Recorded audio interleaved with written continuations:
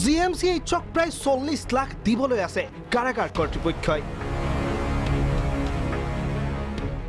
কেৱল অখিল গগৈৰ বাবদ খৰচ 8-9 লাখ টকা।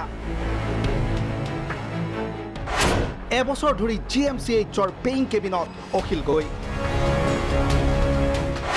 6 মাহ ধৰি পেইং কেবিনত কুমাৰ সঞ্জিত কৃষ্ণ। অখিল গগৈৰ সমান্তৰালভাৱে জিএমচিএইচৰ পেইং কেবিনত চিকিৎসাধীন এছআই পৰীক্ষা কেলেংকাৰীৰ মূল অভিযুক্ত কুমাৰ সঞ্জিত কৃষ্ণ।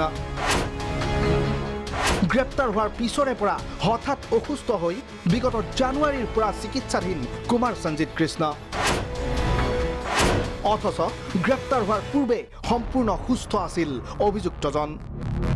এসময়ৰ এছপি হৈ কাৰ্যনিৰ্বাহ কৰাৰ সুবাদতে কাৰাগাৰৰ বিপৰীতে কেবিনত নেকি অভিযুক্তজন। বিশেষ আদালতৰ দৃষ্টিগোচৰ হোৱাৰ পিছতেই কাৰাগাৰ কৰ্তৃপক্ষলৈ প্ৰশ্ন বিশেষ ন্যায়াধীশৰ।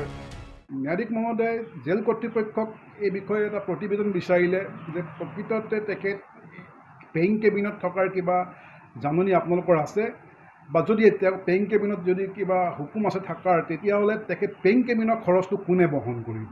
তেতিয়া জেল কৰ্তৃপক্ষই জনালে যে যিহেতু জেল মেনুৱেলৰ মতে তেওঁলোক পেইং কেবিনৰ খৰচ বহন কৰা তেওঁলোক এখতিয়াৰৰ ভিতৰত নপৰে, সেইকাৰণে জেল কৰ্তৃপক্ষই এই খৰচটো বহন নকৰে পেইং কেবিনৰ। এতিয়া প্ৰশ্ন হৈছে কোনে খৰচ বহন কৰিছে কুমাৰ সঞ্জিত কৃষ্ণৰ?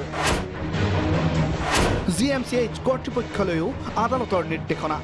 এই সংক্ৰান্তত যেতিয়া গুৱাহাটী মেডিকেল কলেজৰ পৰা যেতিয়া এটা সদুত্তৰ বিচৰা হ'ল, সেই সংক্ৰান্তত গুৱাহাটী মেডিকেল কলেজ কৰ্তৃপক্ষই কোনো সদুত্তৰ দিব নোৱাৰাত মাননীয় আদালতে ছুপাৰিণ্টেণ্ডেণ্ট গুৱাহাটী মেডিকেল কলেজক এটা ডাইৰেকশ্যন দিছিলে যে যিজন বিষয়াই তেখেতক পেইং কেবিনত নীতি বহিৰ্ভূতভাৱে তেখেতক পেইং কেবিনত যিসকলে এডমিট কৰিছে, তেখেতৰ পৰা গোটেই তেখেতৰ খৰচ বহনটো কৰ্তন কৰি ল'বৰ কাৰণে এটা হুকুম প্ৰদান কৰিছে।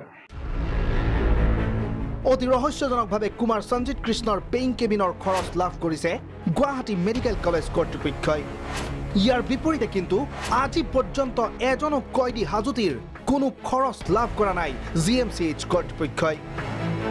সেই দৃষ্টিৰে প্ৰায় 40 লাখ কাৰাগাৰ কৰ্তৃপক্ষৰ পৰা পাবলৈ আছে জিএমচিএইচে। কেৱল অখিল গগৈৰ নামতে খৰচ হৈছে প্ৰায় 8-9 লাখ টকা। আজিলৈকে I have not received any payments which will go up to 30 to 40 lakhs. আমাৰ এনেকুৱা পেমেণ্ট অহা নাই। এতিয়া ফৰ এক্সাম্পল ইমিডিয়েটলি যদি মই কওঁ অখিল গগৈ বহুত দিনৰ পৰা আমাৰ তাতে আছে, অখিল গগৈটো পেইং কেবিনৰ পেমেণ্ট এতিয়ালৈকে মোক জেল অথৰিটিয়ে দিয়া নাই। আৰু I am concerned about my revenue of the hospital.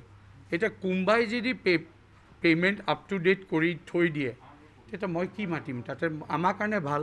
সেইকাৰণে সঞ্জিত কৃষ্ণৰ পেমেণ্ট কোনে কৰিছে কি কৰিছে মই নাজানো, কিন্তু his staying in cabin has been paid which is beneficial to আছ।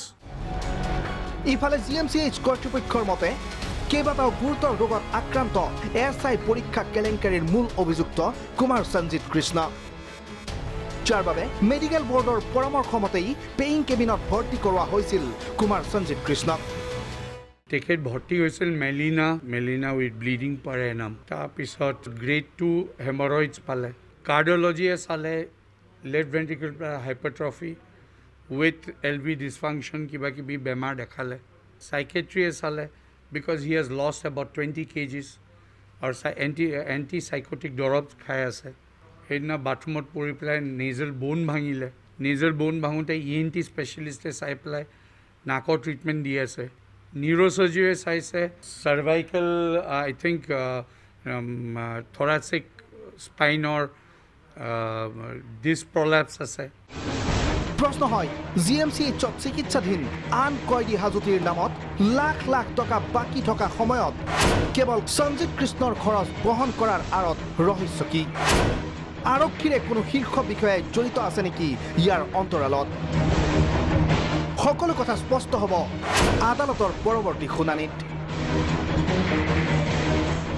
গোলাঘাটৰ পৰা গিৰিন বৰাৰ সহযোগত ভিডিঅ' জাৰ্নেলিষ্ট ৰাজু বৰাৰ সৈতে সমৰজ্যোতি শৰ্মা ৰিপৰ্ট, প্ৰাগ নিউজ।